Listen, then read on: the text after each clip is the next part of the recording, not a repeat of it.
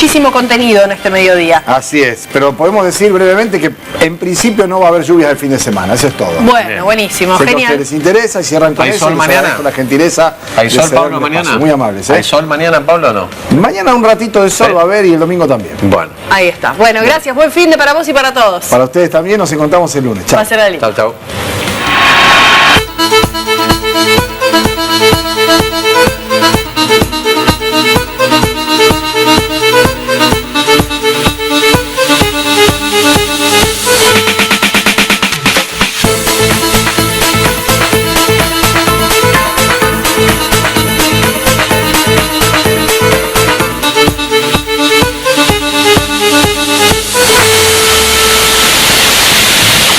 Buenas tardes, aquí estamos comenzando esta emisión de Los Días Contados, en una jornada que, dicho sea de paso, tiene connotaciones especiales desde el punto de vista histórico, ¿no?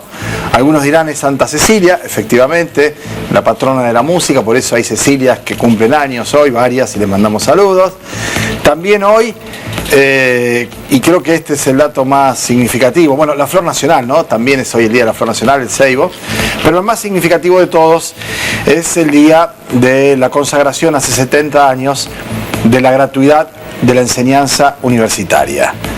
Y la verdad es que también para algunos es una fecha relevante que hace 4 años hoy ganaba el balotaje Mauricio Macri, ¿no? Y yo voy a juntar una cosa con la otra. ¿Por qué? Y porque el contraste es tan evidente. Porque cada vez que Macri hablaba de cambiar al país, decía cambiar 70 años, ¿no? Estos últimos 70 años, esta historia de 70 años, ese número paradigmático. Claro, se remontaba al primer peronismo, a ese que más allá de cuestiones que hay que, por supuesto, analizar y se pueden efectivamente criticar, estar en las antípodas de algunas de esas determinaciones, generó una situación de movilidad social desconocida hasta entonces en la Argentina, y me temo que en América Latina, porque si la Argentina tiene la salida institucional que tiene ahora a pesar de esta crisis, de esta paupérrima gestión, de estos indicadores todos para atrás del gobierno nacional, es porque hay un elemento que políticamente ha canalizado y está relacionado con el movimiento obrero organizado, con los partidos progresistas, con las convocatorias de los sectores que están buscando la ampliación de derechos, el movimiento de las mujeres, los grupos defensores de los derechos humanos, y políticamente también, y esto hay que decirlo, el peronismo, que ha sabido adaptarse y poner el cuerpo a algunas situaciones realmente complicadas. Un día como hoy, hace 70 años, se decretaba la gratuidad de la enseñanza universitaria y efectivamente los hijos de los obreros empezaban a poblar las universidades públicas, y eso iba generando esa ruptura de un orden establecido de que el hijo del obrero estaba condenado a ser obrero y que si era habilidoso con sus manos iba a prosperar, y si no, ese era su horizonte. Esto cambió radicalmente. Mire, yo le voy a contar una anécdota que es autorreferencial, pido disculpas por esto porque en el periodismo enseñan que no hay que hablar de uno ni de su historia, pero mi abuelo Manuel Feldman, era relojero. Se fue de su casa cuando era muy jovencito, había estudiado nada más que hasta los 11 años, era muy habilidoso con las manos y también muy inteligente, pero no había estudiado. ¿Sabe cuál era su principal satisfacción, orgullo de grande? Porque laburó toda la vida, se casó con una mujer, Susana, que era maestra, que cuando llamaban por teléfono a su casa, y estamos hablando ya de la década del 60 avanzada, porque era difícil tener teléfono, porque Entel no te ponía el teléfono rápidamente, llamaban a su casa y preguntaban por el doctor Feldman, y él decía cuál de los tres. Mi viejo era médico, mi tío Pablo también era médico, mi tía Pichona era doctora en economía, contadora. Y ese era su orgullo, que él, que había hecho hasta 6º grado, sus 3 hijos eran profesionales. Y eso fue, a pesar de él, porque no era para nada peronista, mucho menos mi viejo, el que tiene algunos años y ha seguido su trayectoria, y así nos ha criado a nosotros, aunque por ahí algún desvío hemos tenido, pero no por el peronismo en sí, sino por lo que representa las causas populares, por donde están las mayorías, por donde están los derechos, por donde están las conquistas sociales. A pesar de todo eso, hay que reconocer, y él debió reconocer, que ese capital extraordinario, que eran sus hijos doctores, era posible, fue posible gracias a que un día como hoy, de 1949, se estableció la gratuidad de la enseñanza en las universidades. Punto y aparte, porque lo tengo esperándome en línea con la gentileza que le reconocemos inmediatamente al senador Alcides Calvo, que es el representante del departamento Castellanos, su cabecera es Rafaela, es en los pagos del gobernador Omar Perotti, y Alcides es un hombre de íntima confianza política y personal de Omar Perotti, y es uno de los referentes dentro del bloque oficialista, bloque que se partió en términos de determinación a la hora de votar el presupuesto. Ayer, con una mayoría conformada por 6 legisladores del peronismo, que ingresaron a sus bancas precisamente por ese partido hace 4 años, en la última sesión, y a 15 días nada más del traspaso de poder, se aprobó sobre tablas, prácticamente a libro cerrado, lo más importante que se trata en un parlamento con las posibilidades que hay ahora, que es el presupuesto que se va a ejecutar en el 2020. Es decir, a 15 días de irse del gobierno, el gobernador Lifshitz manda el presupuesto que va a ejecutar el gobierno de Omar Perotti, que va a asumir en 15 días y que tiene legítimamente el derecho, eso creemos, en todos los casos y con todos los presupuestos, de determinar a dónde van las principales partidas. Después se discute si uno está de acuerdo, si está bien, si es poco, si es mucho, pero algo pasó. Y tomo esa primera declaración, algo muy raro, esto es lo que dijo el propio Alcides Calvo, a quien ya saludamos, a la hora de definir o calificar lo que había pasado ayer, donde los 6 votos peronistas, más los 7 del oficialismo, le permitieron votar y tener media sanción en el Senado. ¿Cómo le va, senador? Buen día. Buenos días, ¿cómo le va, Pablo?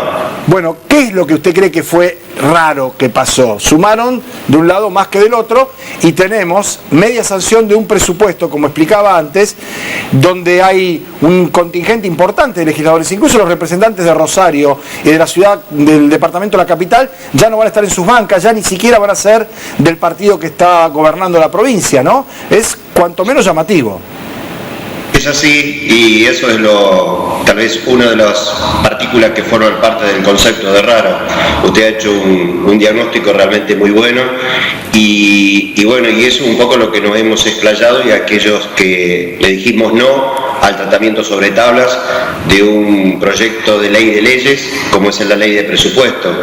Podemos admitirlo, que en otras oportunidades, en otros tiempos, hubo un tratamiento de similares características, pero no en este contexto donde a pocos días que se termina un mandato de un gobernador saliente como es el doctor Lifshitz hacia el contador Perotti, donde un contexto donde se está por finalizar la gestión de un presidente de la nación como es Macri, de manos de Alberto Fernández, con la característica que también se cambian los signos políticos, y uno, si le puede incorporar un condimento aún mayor, la realidad social, económica y de carácter cambiario que vive el país en general, pero tampoco es una isla la provincia de Santa Fe.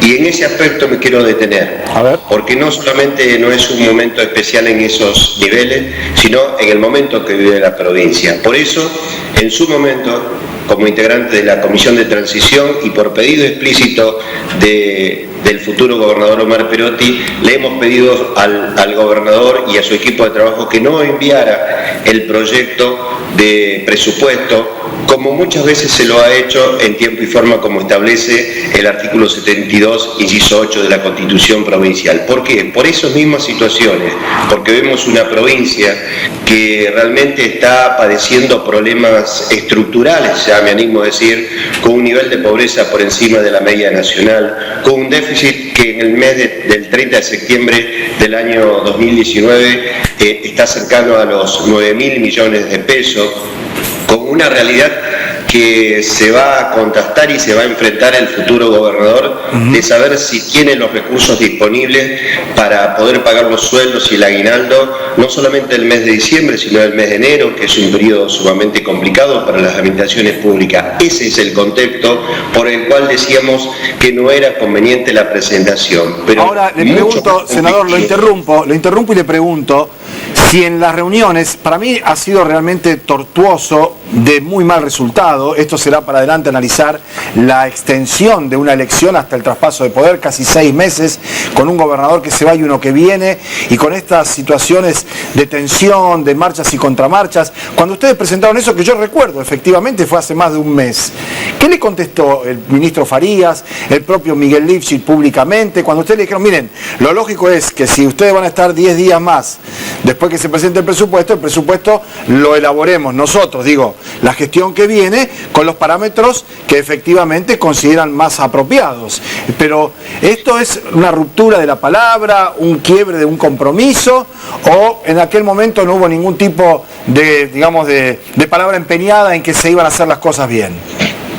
Mire, nunca hubo un no y un sí. Ellos dijeron que, y además había un compromiso asumido por el propio gobernador al gobernador entrante.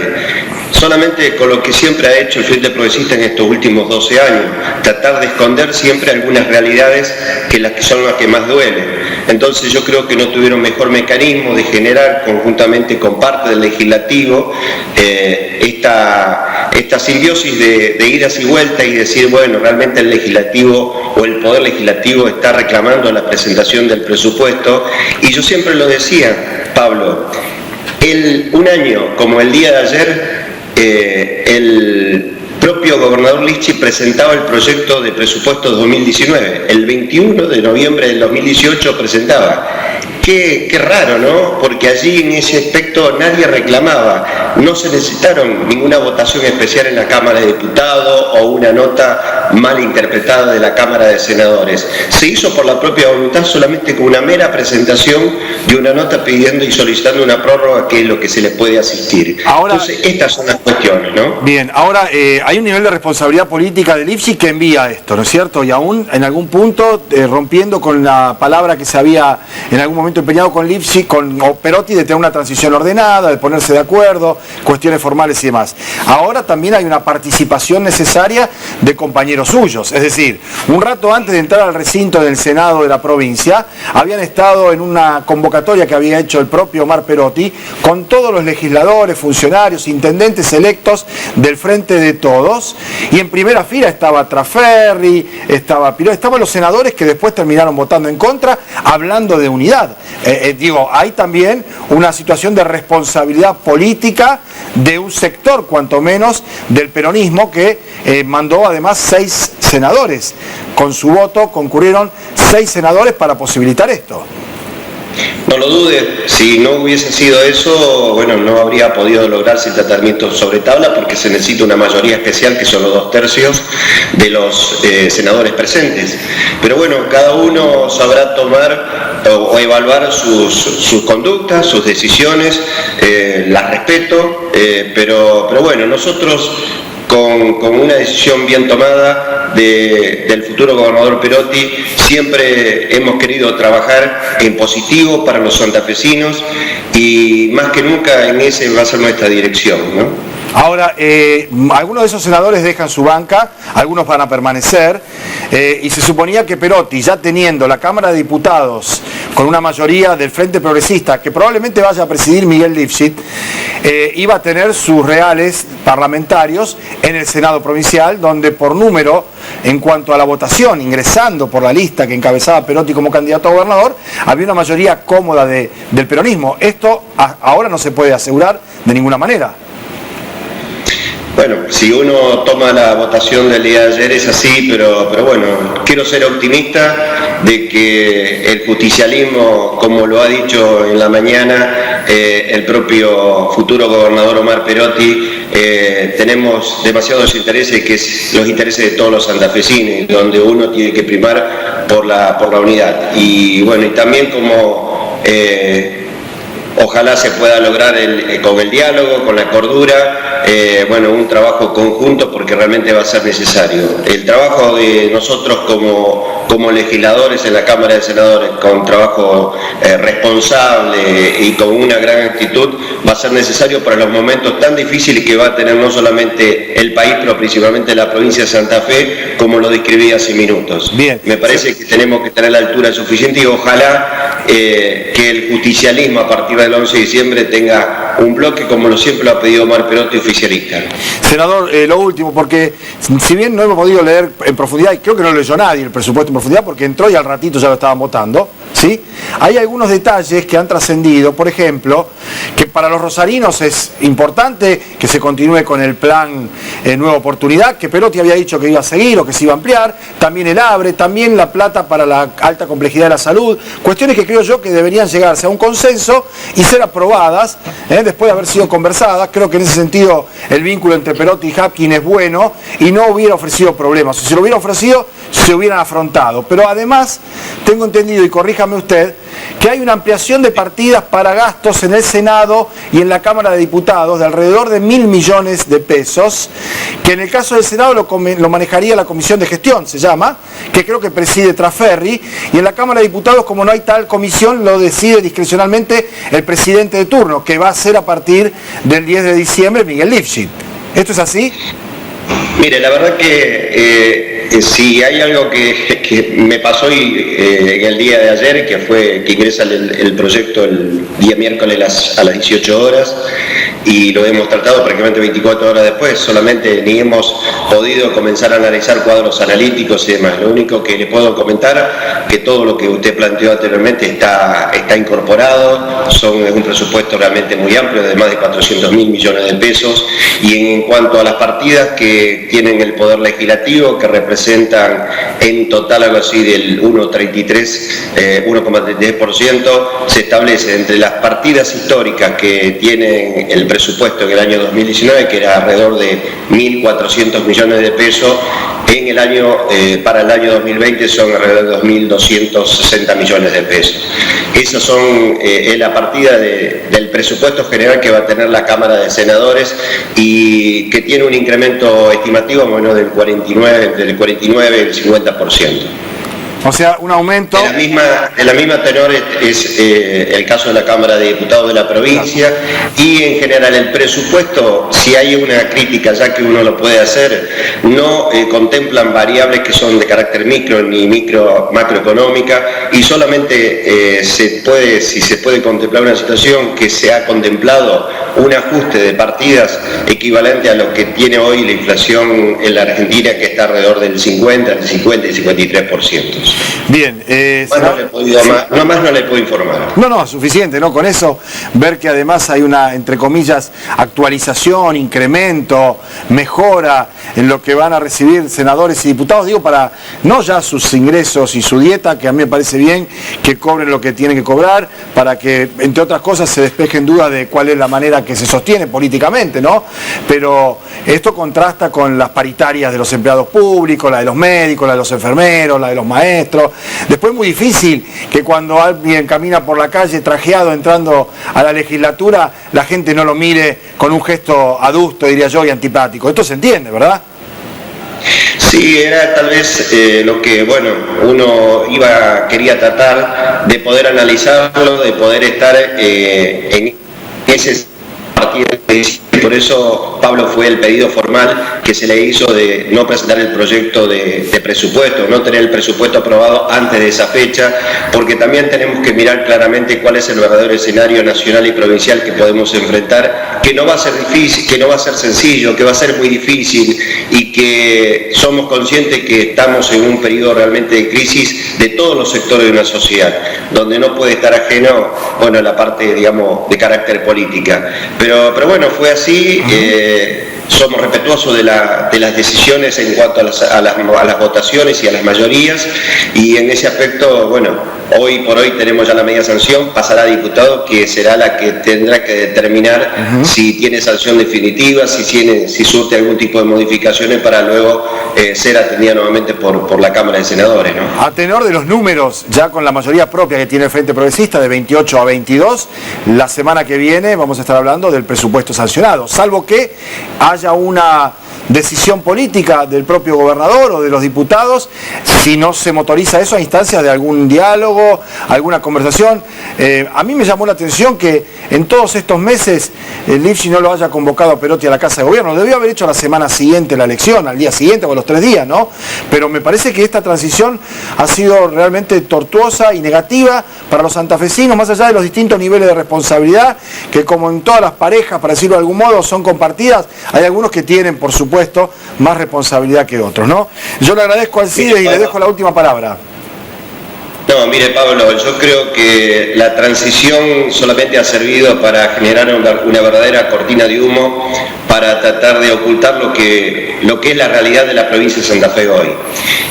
Y si hay un número que a mí me contrasta es ver el presupuesto o el proyecto de presupuesto 2020 que tiene un superávit de más de 3.500 millones de pesos, cuando somos conscientes que el déficit al 30 de septiembre es cercano a los 9.000 millones de pesos. Y como somos conscientes también la gran respuesta que nunca la tuvimos del gobernador y de todos sus funcionarios, si existen los recursos suficientes para pagar los sueldos y el aguinaldo en diciembre para todo el personal activo, para todos los jubilados, si existen las partidas suficientes para pagar el verdadero déficit que se tiene en materia de salud, que se está estimando, porque son datos estimativos de más de 1.500 millones de pesos. Esas son las preguntas que habríamos tenido que tener y las respuestas que se habrían tenido que determinar en el proceso de transición, y por estos días más que estar analizando el presupuesto 2020 que le corresponde al futuro gobernador Perotti.